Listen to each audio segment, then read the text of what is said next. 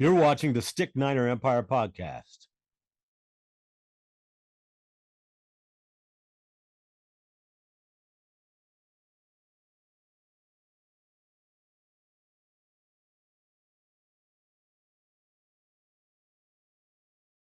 Welcome to the Stick Niner Empire podcast. I'm one of your many hosts, Lucas McLaughlin, here with Lucas Ortiz. And as always, I'm Mike Arango. Let's get into this. So, guys, horrible loss versus Kansas City. What'd you think, Mike? I honestly feel like we weren't playing great, but I'll tell you what, guys, we were in this game for 3 quarters. We were in this game for 3 quarters. And what upsets me is still feel like we could have somehow won. Do I feel like we were the better team this day? Of course not. In the end, they got Patrick Mahomes. It felt too much like the Super Bowl. I felt like at any moment they could explode. Jimmy had an okay day. He was 25 for 37. He threw for 303 yards, 2 touchdowns, 1 pick. Unfortunately, Mahomes threw for more touchdowns and about the same completion percentage, but with about 130 yards more. Is this going to keep going on? Do we need to make? I don't. Some people think Kyle Shanahan's taking a lot of heat right now, guys. A lot of heat. You both know. I think you both know. I'm a huge Kyle Shanahan fan. I'm not completely putting this on him. I see the fact that we're doing some things differently. We're throwing more to Kittle. We're throwing more to Brandon Ayuk, who's still developing and still becoming that receiver we truly need him to be. But there's something missing on this offense, and I think you guys tell me how do you feel about it? There's something missing on this offense right now that's not clicking, and it's besides the offensive line, because if our coach is that much of little mini genius, he's got to conjure something up better. How do you feel, Ortiz? Yeah, so I know a lot of people want to panic and say fire Shanahan, replace Jimmy. The sky is falling, everything is falling apart. But hey, guys, just relax. We just got Christian McCaffrey. I think since the last podcast, if you could tune in last week, we still had no idea that he was even on the team. I woke up Friday morning to about 66 texts saying, "Oh my God, we have Christian McCaffrey. The offense is going to be amazing. Our team is going to be unstoppable. We have weapons everywhere." And yes, that's true, but we still haven't had a chance to get him a full week of practice, truly incorporate him into the offense and learn the playbook. So this was just kind of like a little taste. And from what I saw so far this last Sunday, I like what I see out of CMC. Like he looks ever Explosive. bit the explosive, talented running back that we saw the first 3 years before he had the last couple of years of injuries. He just gets those extra yards. He's got those jump cuts and soft hands. We didn't really pass it to him. I think we maybe had like one catch. It's mostly run plays. But I like what I see. And Kyle's going to have a week with him to get him ready for the next game against the Rams. He's going to look a lot more effective in our offense. And I still think our offensive line is still kind of, they're not where they need to be. There was some really evident, holes, so to speak, even though we weren't really creating a lot of holes after that first quarter. I think our offensive line is just not. They're not blocking the way we need them to, especially Well, not giving Jimmy the amount of time he needs to get open to get to the open receiver. So our we're going to right be tackle better. certainly didn't help. Yeah, even Trey Williams gave up a sack. So the right tackle position, Mike McGlinchey's spot. He had an abysmal game. He did not look good. He gave We up need to that needs pressures to and be sacks. upgraded this offseason. There's no excuses, man. It's going to have to be upgraded. I know he's coming back from an Yeah, injury, but he yeah, had some of those issues beforehand. He's basically had one really good right. year. The year we went to the Super Bowl, I didn't expect him. I know he lost like 60 pounds in the offseason. That's got to be tough. So Yeah. I didn't expect him to hit his prime again. I feel like we already seen him at his prime, unfortunately. And with not that many draft picks coming up, we've been nailing it in the fifth round, fourth in the fifth Yeah. round. We need to start looking at right tackle, I think. What do you think? He's adequate at in certain spots in certain games. Mm-hmm. I think he's definitely a better run blocker than pass protector. Definitely. He's had good games. We've seen him. We The praised guy's him in been there previous for games. freaking long enough to where he should be accountable for the issues that we saw on Sunday. I Personally, agree. I think defense is really where it all starts for me. When I watch the game, I just couldn't help but think Mosley's gone, and it's just a trickle down effect. If you look at what happened, this guy was having one of his best seasons ever, as you said, Arango, and you look at the way Mosley was playing, and then have him gone. And I heard some things from the Kansas City Chiefs on some of their interviews where Mahomes was saying, "Yeah, well, they don't respect my pass, so that's why we started going deep on every play." Now that meant that the safeties kept coming into the box, and so he felt like they weren't respecting that he could throw the ball, so they started throwing the ball, and obviously, well, it worked in the beginning. We got that pick on the gamble by Gibson. I think Hufanga jumped in for a spectacular interception. So, it worked in the beginning, but I think we needed to mix it up a little bit and not just show him the same thing, because Andy Reid's a great coach, and you can tell he had some counter moves to whatever D'Amico Ryans was dialing up on our side. He adjusted, we didn't, and that's why they won the game. That's why they looked so much better in the second half than we did, and why we continue to struggle coming out of halftime. Either, Mike, I think. What was that? I think really we're seeing a big, huge change in talent right at the corner position. It's a huge problem, and I think that they might even think about. It's great to see Christian McCaffrey out there. He looks freaking awesome after only being there for 2 days. But man, we might want to think about trying to sign a corner. I don't know if there's one available, but Thomas and what's Lenore? It's a huge drop off, and I think because of that, you have these safeties that are coming up to try and help, and now it doesn't make the other guys on, even we had what's his name, Ward is hurt, and he's playing hurt, but I don't think he was very effective in that game. He wasn't in his natural position, and I think the secondary is a huge problem right now, and I hope they can try and figure out. Well, guys, before we attack the secondary, it doesn't matter if you have Deion Sanders and who's Jalen Ramsey on the other side. If you give a quarterback that much time, receivers are going to get open. And even if those cornerbacks are doing a good job of covering the wideouts that they're on, your tight ends, your running backs, they're going to leak out. They're going to find open space. They had Travis Kelce, and we were trying to, double him. We were trying to triple him, and it doesn't matter. If you give Patrick Mahomes time, which he had, because his offensive line played extremely well. I mean, I think they did a really tremendous job of neutralizing Nick Bosa, Drake Jackson. We didn't really get a lot of pressure on him all day. He just had, except for the one sack by Bosa, I think he had more time than he should have, and he was just able to pick us apart. I mean, there were times where he was back there and there wasn't anybody in his space, and he could just find, wide open guys in the middle of the field. He hit Juju Smith-Schuster with, I don't think there was anybody within 10 yards of him, and he ran it in for a touchdown later on in the game. So there was another pass like that, MVS pass. It was besides the big bomb to Marquez Scantling, that was against Mooney Ward. I don't think he really. I mean, he was wasn't he like 15 yards off him though? From what I understand, Travis Ward's a really good press corner, but he's not good at playing off like that. They got him. I understand it's like third and long, but he's playing off like 15 yards. That's to my point. Look how much better he looked when Mosley was healthy. I mean, it's not like everything, but it's a lot. And who knows, was he fully healthy? Because he was coming off he left the game last week with a groin pull. So was he 100%? Like, could he run with a fast receiver like Scanling? So there's. I know you guys want to like I said, hit the panic button, but he's going to get a little healthier. Our defense is going to get better. We're going to coach him up. The more that we see, video from other teams that we're going to play, we're going to have a better game plan going in. We're going to know what their tendencies are. The longer the season goes, the more of a book you have on each team. So I think the Chiefs did a really good job of showing us or doing things against us that they haven't done all year against any other team.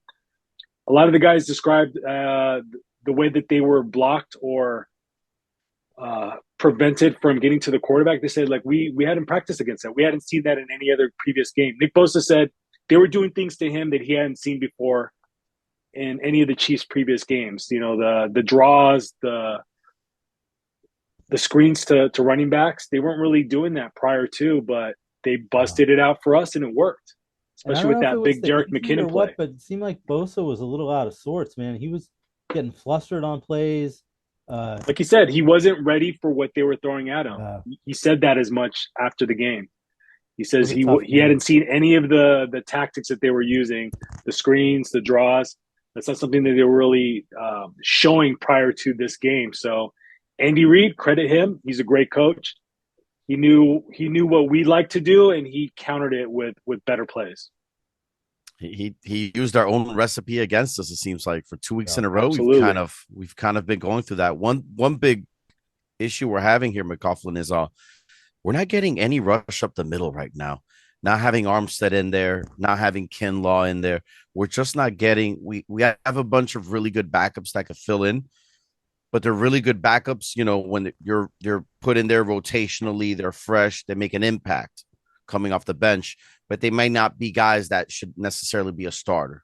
How do you feel about that, Luke?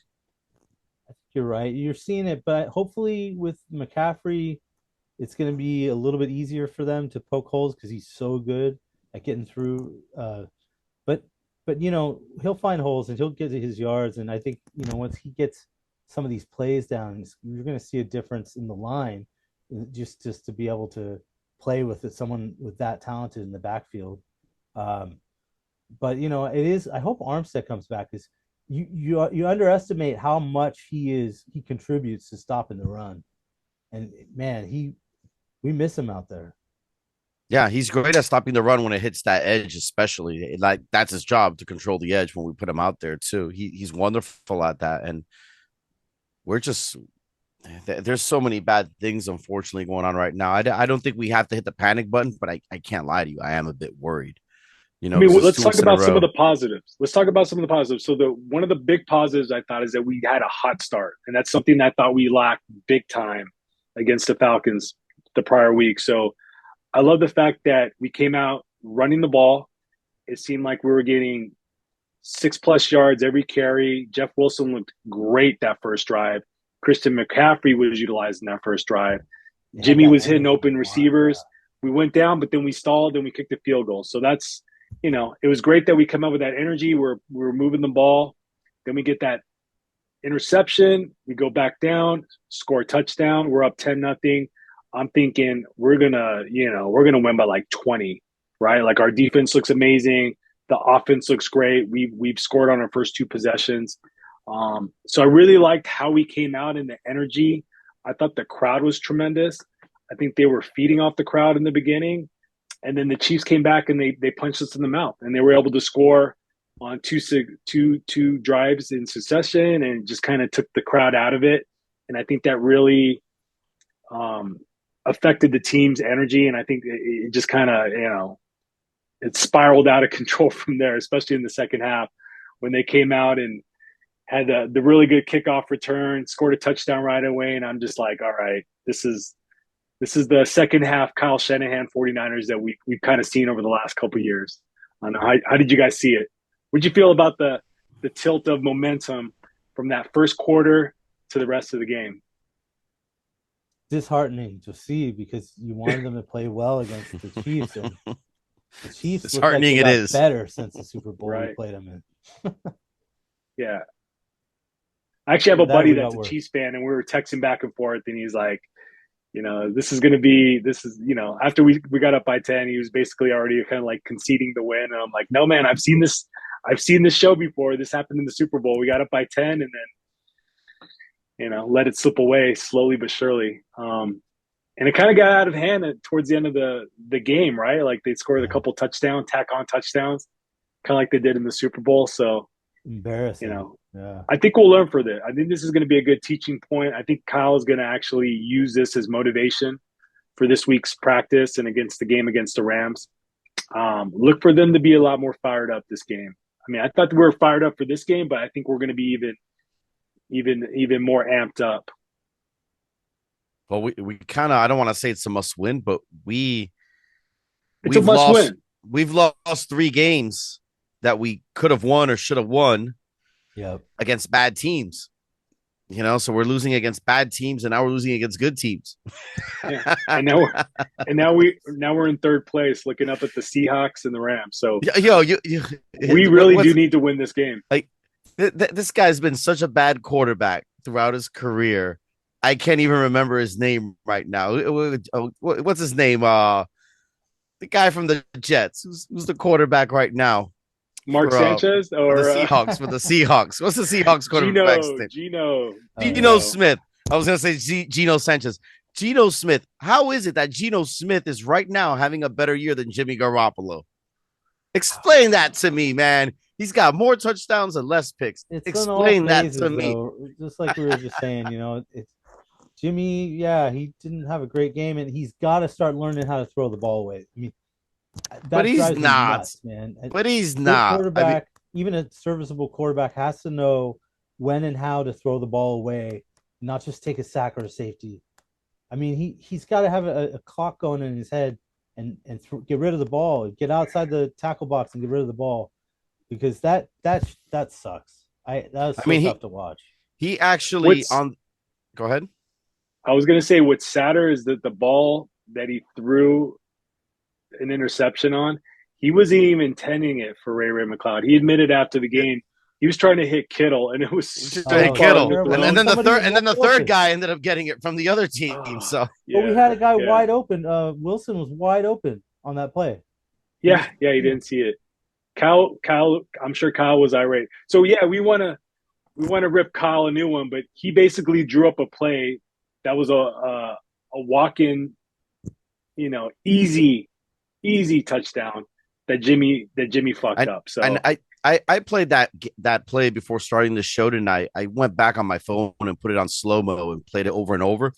The reason it was a pick, aside from the fact he's throwing to the wrong guy, aside from that, is he overthrew it by like 2 feet up in the air, and the other guy just jumped up and got it. He reached it at the high point, but he's overthrowing it massively. Yeah. It would have been okay if he underthrew it. It would have been okay if he overthrew it, but it would have been a little better if he threw it a little bit in the front, but he doesn't do that. And between good Jimmy, bad Jimmy, I got to give him another C. I'm going to give him another C minus. Yeah. But guys, like just in general, the team overall, I'm going to call it bad Jimmy from now on, man. I want to transition into what you guys see out of the team as a whole, like just in terms of discipline. I thought we had way too many penalties, false starts, holdings, no illegal hands to the face, no discipline. I mean, they had a lot of penalties too. I think it was like they actually had more penalty yards than we did. They were able to overcome it, but come on, Nick Bosa lining up in the neutral zone. Tired and sloppy. Yeah, Mike McGlinchey holding. Mike McGlinchey false start. Jeff Wilson false start. Just you can't do that and win. Like, it's one thing to overcome a Jimmy bad throw interception in the end zone. That's tough. But these Mike McGlinchey lining up on the wrong side of the field. I mean, these penalties, man, they're killers. You can't. I know. I think you can't go first and 20, first and 15. That you wanted to see him break out something new, some kind of a trick play or something we haven't seen. Something creative in the offense. I'm not seeing it against the Rams. Yeah. I hope that with McCaffrey now and Debo, you got to use those guys to your strengths. And Debo has been kind of struggling because they're not calling the right plays. I want to give Luke McLaughlin some credit here. On last week's show, he wanted to see, and you actually predicted that they would throw to Ray and get a touchdown. And he did it this week. I got to give you credit on that. And you said you wanted a deep one. He got like a 30. That was awesome. That was awesome. You guys say in a row, he predicted something like that. Ortiz was ready to cut him. Yeah, he said Jimmy doesn't throw the ball away. I could have sworn it looked like he was trying to throw the ball away, and just all of a sudden, Ray started running faster. Now he could do that with McCaffrey. He could throw the ball away, and McCaffrey could just speed up, bam, and get it. Honest to God, I thought he was better. Honest to God, I thought he was throwing the ball away, like he just was trying to get rid of it before he gets sacked. But it's terrible. Jimmy, it worked out. Yeah. I tell you what, though, I think McCaffrey's going to help. McCaffrey, there's no doubt in my mind. Let me tell you, if you go back and you look at that game, there's like 2 more plays that McCaffrey could have gotten where he was like wide open and just he was at the end of the progression basically. But the guy runs such beautiful, smooth routes, and he there's like when he breaks away, there's no slowing down in his motion. He just runs it so fluid, like that. You know what I mean? There's no like slowdown in his speed, similar to Jerry Rice. You could say just an amazing route runner, and he does some stuff that our running backs currently can't do. Like he had this insane jump cut to the left. He was going to get tackled for a 2-yard loss. Jump cut to the left, got about 10 yards out of it. I'm just like, that's different. That's something that we don't have. Yeah. We don't have guys with that type of jukeability and movement and quickness. So I think he's going to add a lot in the run game, not just the pass game. I still think he's going to be our leading rusher when the end of the season comes. And like he's going to improve our offense. I think. Yeah, and you guys adding as many weapons as we can is. We went out and got somebody that's extremely loyal. Sorry, I didn't mean to cut you off, Lucas, but he's so loyal to the coach, which is such an awesome thing, right? I think pretty much Shanahan was babysitting him when he was like a little kid. That's a rumor, but Shanahan actually dispelled that rumor. He said his sister probably did the babysitting and he just happened to be in the house. I don't think he was. Everyone wants to say he was the babysitter, but he's like, no, man, that's just kind of, But still, the whole point is that Mike Shanahan and the family and the loyalty that's there, you're going to have some strong play out of McCaffrey. Yeah. Shanahan did wear the number 87 in college at Texas in honor of Ed McCaffrey, his father. So, there's that connection there. I think there's definitely a friendship and a history there with the McCaffrey. So I think that played a part in getting him over to San Francisco. The draft picks that we sent their way, the 4 draft picks, didn't hurt either. Hey, did you guys hear anything about? I heard Greg Papa give us some misinformation on the radio, and he said that they had purchased a Wilson Jr.'s number 22 for McCaffrey. So, no, I didn't hear anything about that. Yeah, he said that on the air. It was weird. I think he asked for it, but Wilson said no I heard that, to selling his number. Sold it. They bought it, but what is this? So has he worn 23 in high school or something? Or I think he wore number 5. I think he wore Trey Lance's number. That's what I was told. Number 5 he was number 5 at Stanford. I'm not really sure about his high school number, but it's a nice number. You can change your number. Yeah, to give up 22. It's not going to affect him. He looks good in 23. Michael Jordan, LeBron James, whatever. Yeah, for sure. Yeah, 23 works, man. It's one of my favorite numbers, actually. Nice. Let's do some predictions and then head on out here. What do you guys think is going to happen against the Rams? We got the Rams, man. Oh, I'll let you go first, Ortiz. Ooh, conjure up my thoughts. At the end of the day, I really got to think this one through. I don't need to think this one through. We own the Rams in the regular season. Kyle he's got the Rams. He's got them on lock right now. They may have beat us in the NFC Championship game last year, but I think we beat them 7 straight times in the regular season. I don't expect anything to change. A full week of practice for Christian McCaffrey to learn the playbook. Debo's going to have a comeback game. He kind of disappeared in that last game. He had a drop. Didn't really see a lot of opportunities. I think he's going to have a huge comeback game to prove why he's one of the best wide receivers in the league. And Kittle, he finally woke up. He had a great touchdown reception. They really looked like they were trying to get him the ball, especially earlier in the game. Yeah. And look for the offensive line to also get a little angry this week, take it out on Aaron Donald, shut him down, do to him what the Chiefs did to Nick Bosa, and just wait, did you say shut down? I don't know about that. Shut down Aaron Donald. Shut him down. We better bring Brunskill out there. Better put Brunskill at right tackle. I'll tell you who shuts him down a few times. Bring out Brunskill. He's had better luck than Mike. Hey, we beat them. We beat them without Trent Williams, so I think it's going to be even better. When Brunskill filled in, yeah. Brunskill's is like his kryptonite. It's the funniest thing ever. You bring out and he gets in. He's been rotating. He's been rotating in and out. You put Daniel Brunskill at right tackle, as Joe Staley used to always give him credit for. You put Daniel Brunskill at right tackle. I don't know what it is. His best games were always against Aaron Donald. Put him out there. So I don't think there's anything question. I'm predicting another Matthew Stafford gift pick six. Sweet. I'm actually going to say, so we didn't talk about Jimmy Ward. I thought Jimmy Ward had one of the worst games I've ever seen Jimmy Ward play. He was getting burned all over the place. I don't know if it was the cast, not really playing that much this season except for that one play before he broke his hand. But he just looked lost out there. And I know he was playing the nickelback position and not his normal free safety position. But I think he's going to make a play. I think he's going to get a pick six, cast and all. He's going to catch it he's going to catch it in his chest or pin it against his cast. And he's going to take the Rams to the house. Catch it between his legs. Who knows? Somehow. I think we win big, guys.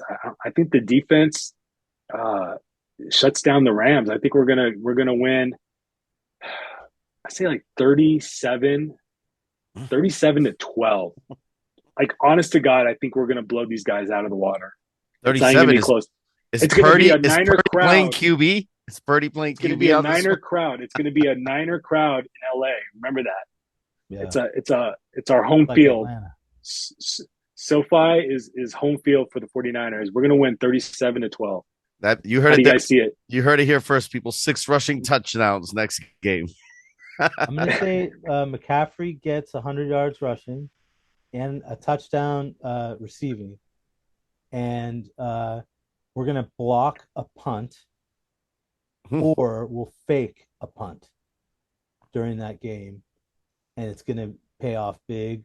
Niners win 28-24.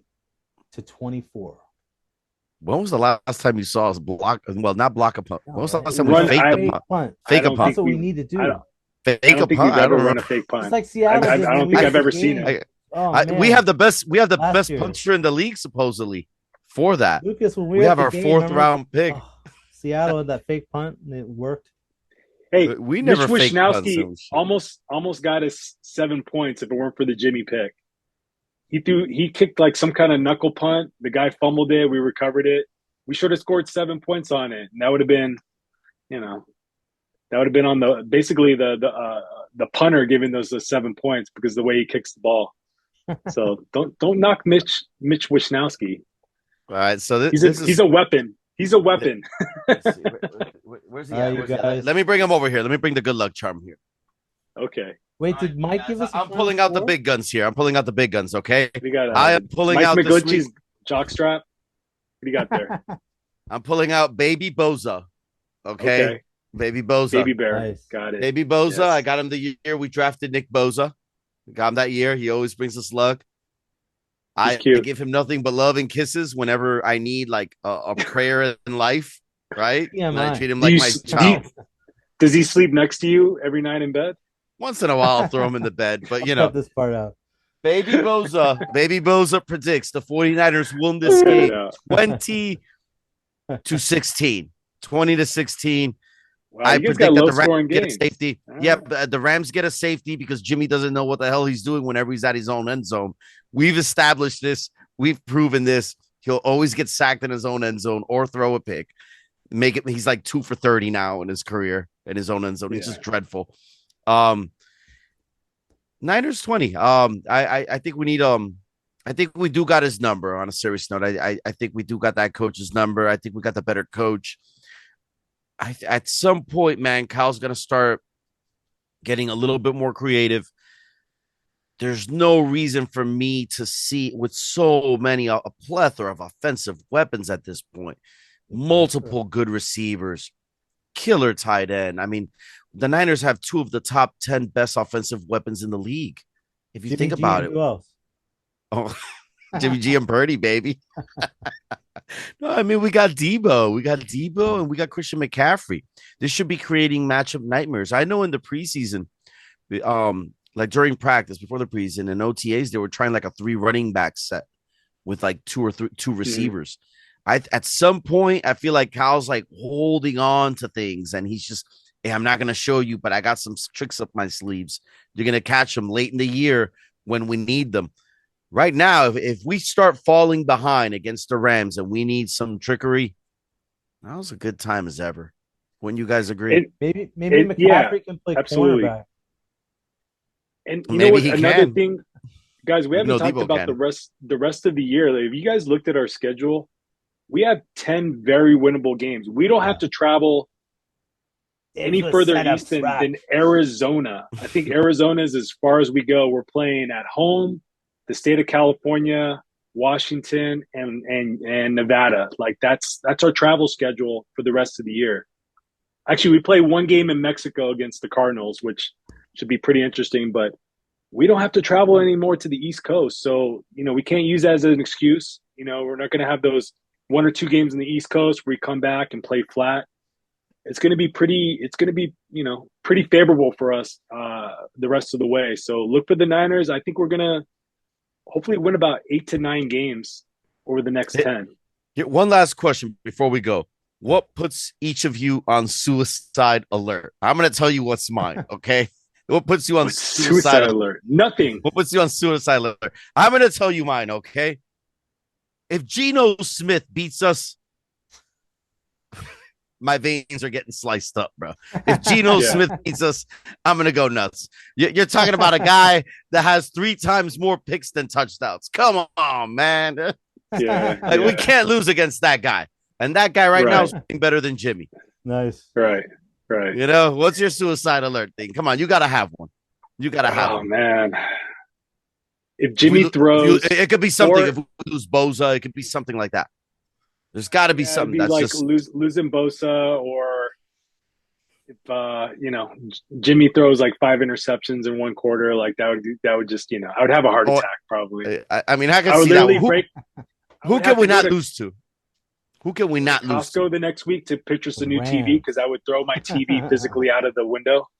So that would probably put me on that's the type of stuff. That's the type of stuff I want to hear from you guys. Throwing TVs out the window.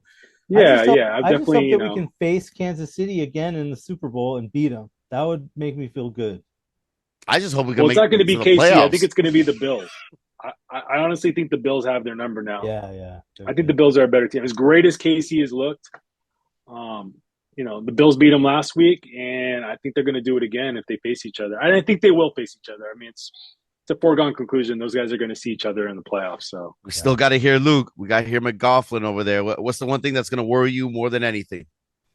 Injuries to any of our key players, man. I mean, it's just such a brutal sport, and you see one of your favorite guys go down. Especially, we just got McCaffrey. I just want him to stay healthy, and have a good season. I'm not sure if you guys know this, but did you see the injury to Kyle Juszczyk? He actually his finger broke his finger on that reception. Oh man. And I think it actually twisted completely backward. He popped it back into place. But he's going to have like Brian Boldinger. He's looking like Brian Boldinger. Have you ever seen Brian Boldinger's finger? Yeah, it's completely bent in a weird direction.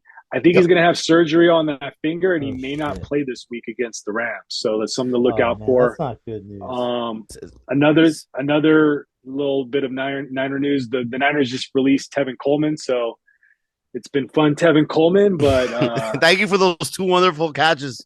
Thanks for those 2 touchdowns. I mean, who would have thought Tevin Coleman would have scored twice in one game, right? First game off the street. He'll probably go off the practice squad or something like that, no? I don't think it was because he was playing bad. We just don't need him. Yeah. Because now you got CMC there. Or we re-sign him and have him play fullback if need be. So we'll see what happens. Hey, speaking of Brian Boldinger, just to get a little off the subject, but I think our viewers would appreciate the comedy I'm about to bring to you guys right now, right? Speaking of Brian Boldinger, I remember I saw him on Fox years ago, right?